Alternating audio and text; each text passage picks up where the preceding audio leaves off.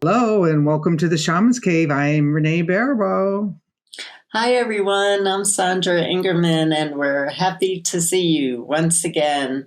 We are getting ready to greet the solstice. Can you believe, for me, time, there is no more time. It's all one time. I think as we're moving into oneness, we're moving into one time where every solstice and every equinox seems to be in the same month.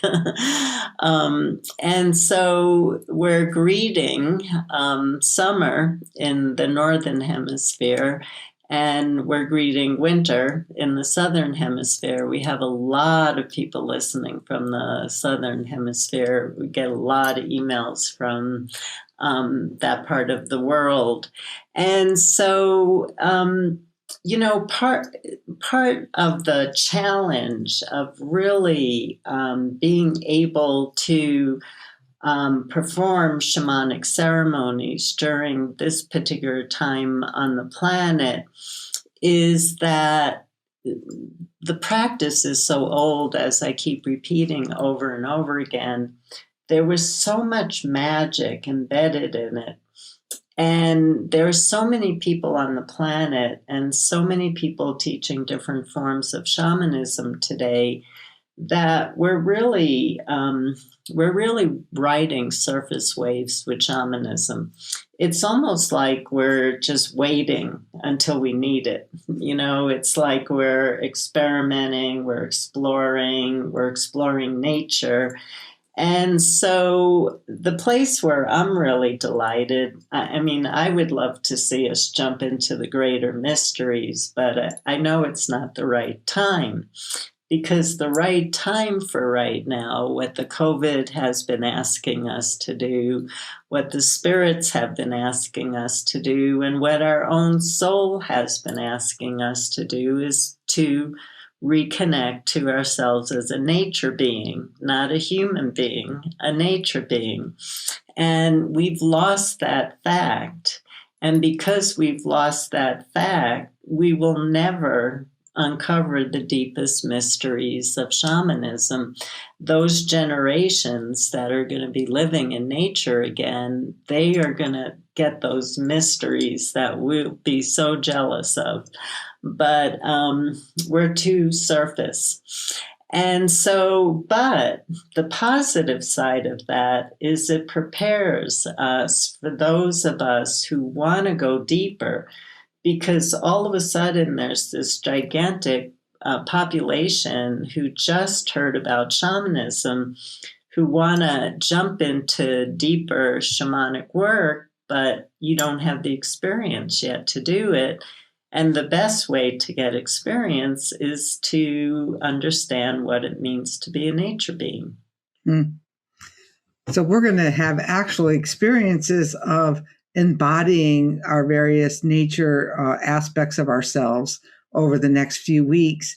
And today, since it's close to the solstice, we thought we would begin with the sun and the moon. And one of the things that I've noticed is, especially as an international teacher, is that sometimes it's hard to have, you want to give a student everything. You want the people who are experiencing the winter to have the same experience as the people who are having the summer, and it's just not possible.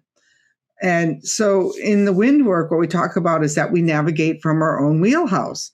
So that right now I'm having a summer solstice experience, and I could say easily, oh, it's a reverse for you, but it's not really a reverse for you. It's a whole different experience because you're navigating to a different pole altogether. So we do our best, and I would like to say that we do our best to say, oh, but when I'm in the deepest, darkest throes of winter, I'm not thinking about the joyful, getting out to my garden and weeding it. I'm thinking about how am I going to keep warm? Yeah.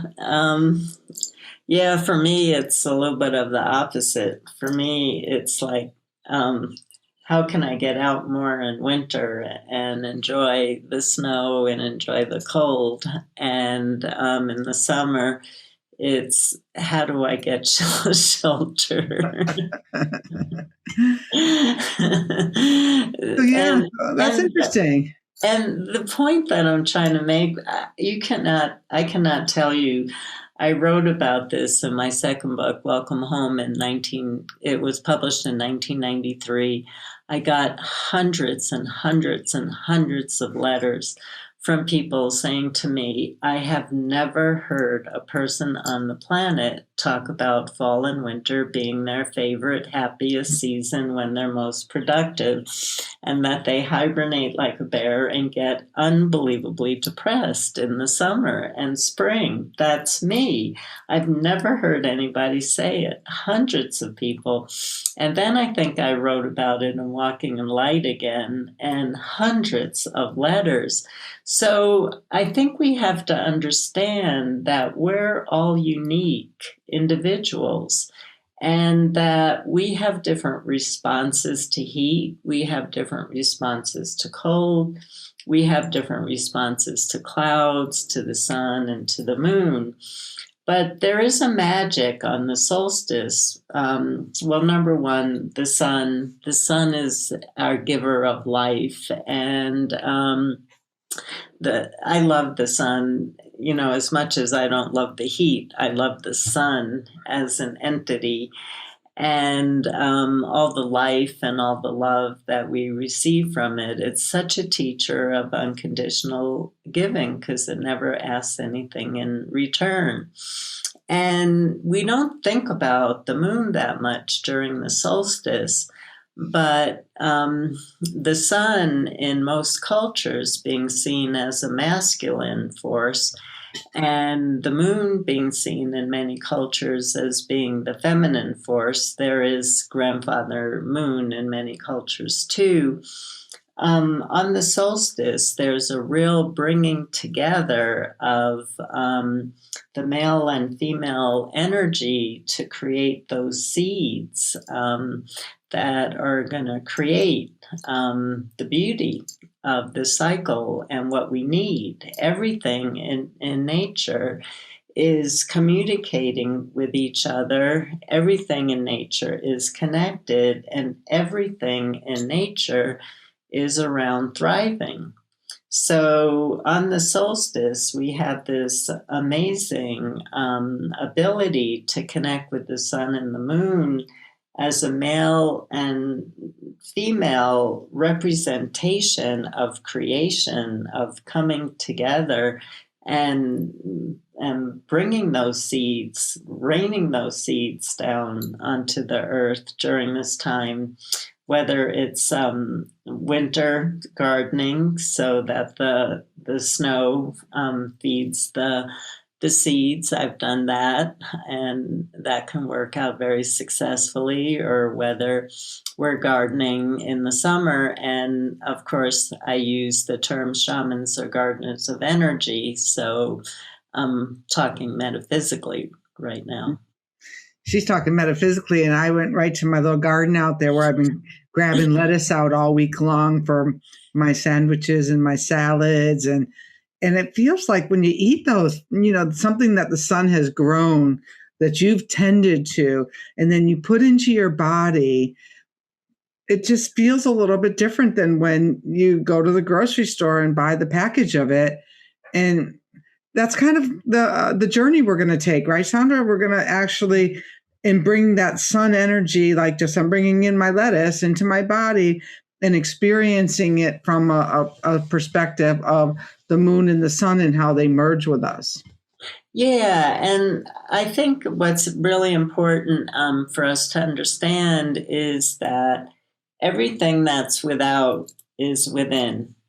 And so Renee and I already did a series on the elements without. And so we're more focused in this series about getting grounded in your body and not always looking out there, but turning your eyes and looking within to what the sun and moon is doing in your solstice, because you're the earth. So here we go. So, those of you who would like to drum, rattle, dance, and sing during this little journey, again, we'll only have a few minutes for this, and you can continue it in your own time. And those of you who just want to close your eyes and see what you get. But the key is you're going in, you're not going out, okay? So you're bringing your attention to your heart, to your organs, to your body, to where you start to feel the sun and the moon flooding, that light flooding all your cells. And so I'll talk you through this the best way that I can, but you get the point that you really want to experience the merging of the sun and moon energies in your body, the light filling up your cells. You really want the light filling up your cells. So let's start.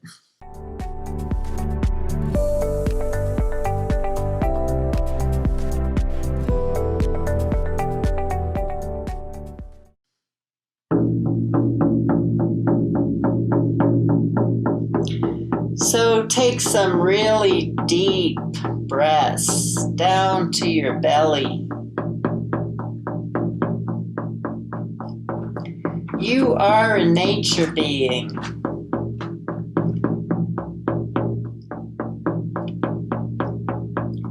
All of life are nature beings and have been for hundreds of thousands of years. But humankind brought in technology to disconnect us, to make our outer world almost look like it's just 2D. And then our life becomes flat.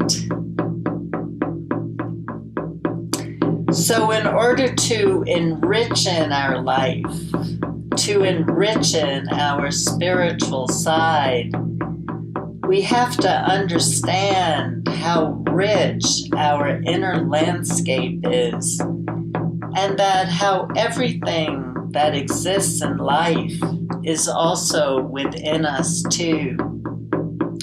And as we learn how to dance with those forces, then we learn how to dance with the rest of the web of life.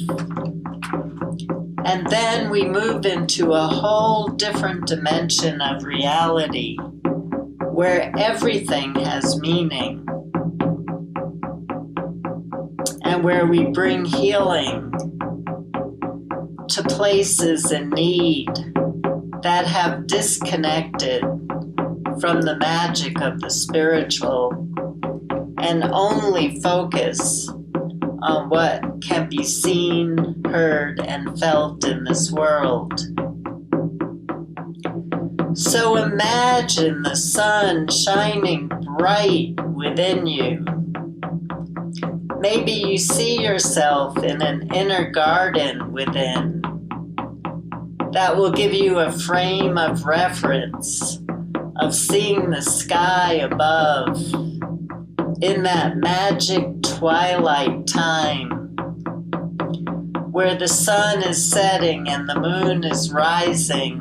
You know those magical days where you see them rising and setting at the same time.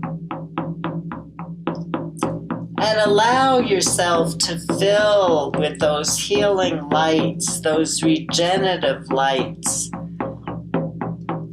The sun can heal anything. And the moon gives us so much more energy to be who we are in the world. It connects us back to the primal sea, which is our home, as well as the earth. So allow the beautiful moonlight to also fill every cell of your body.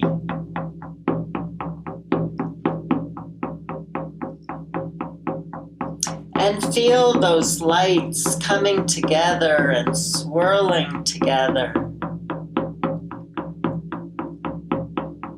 You can think of it as the masculine and feminine coming together to create those seeds of creation. For this is a powerful time on the solstice. So allow yourself to dance in that light, to play in that light. Feel your cells in that light. Feel your hands, your feet in that light. Feel the energy that it's bringing to you. And also feel the quality of that energy, because the quality of that energy is the quality of the solstice on the land where you live. And so you are that quality now.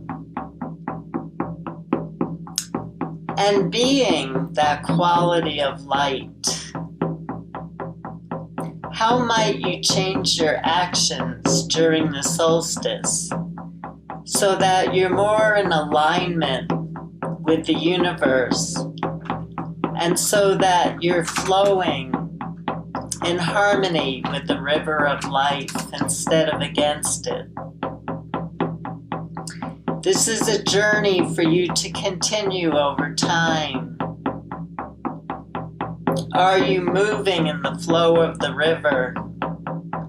Are you dancing with the light of the sun and the light of the moon inside of you, which will bring you healing and more creativity during the time of the solstice? So this is a place where you can explore more, but for now, it's time to return. So there's no place to return to because you're just inside your body, but bring your awareness back into the space where you're at. Open your eyes. Take some deep breaths. Feel your feet on the ground, deep roots grounding you to the earth, and feel those deep roots in your body too, so that you're not disconnected from the earth, but connected fully. And we wish you a beautiful solstice as we join the love and light of our circle together for all of life on this great planet. Our work is done for now.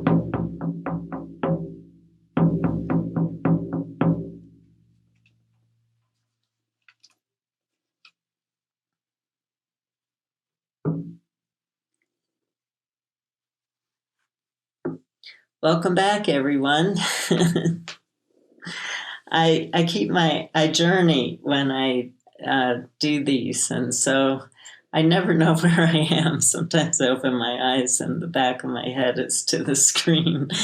But I hope you had a good journey. I did. As I journey with you, I go within, and I felt those energies really merging and filling me with love and light.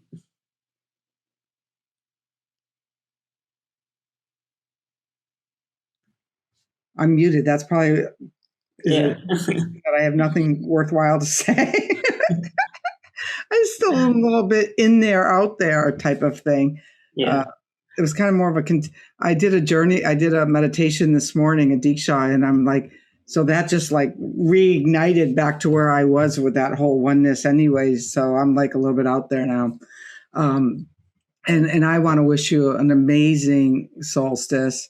I think it's like a really powerful time I think what makes it so powerful for me is that it's like there's the winter solstice and the summer solstice were always the time when the most people signed up for it's like the time that everyone remembers to be a ritualist for a moment.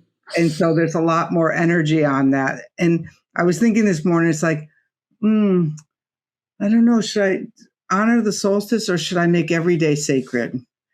And it's just like a marker in the dance of sacredness. So I'm really grateful for that journey. Thank you, Sandra. Yeah, and I really agree with you, Renee, because I don't do much on my own Facebook pages, but every holiday and every equinox and solstice, I've been known to post an inspirational message. And it's really interesting for me to pick a day and say this is a special day when every day is a sacred and holy day. And so I have a hard time with that. But what I do tell people on Facebook is hook into the collective, because people who do nothing but celebrate the solstice, that's an energy we can hook into, that, we can bring more light into the world. On Thanksgiving, I tell everybody, hook into all the thanks going on in the world. So every day is sacred, as Renee was saying. And thank you for bringing that up.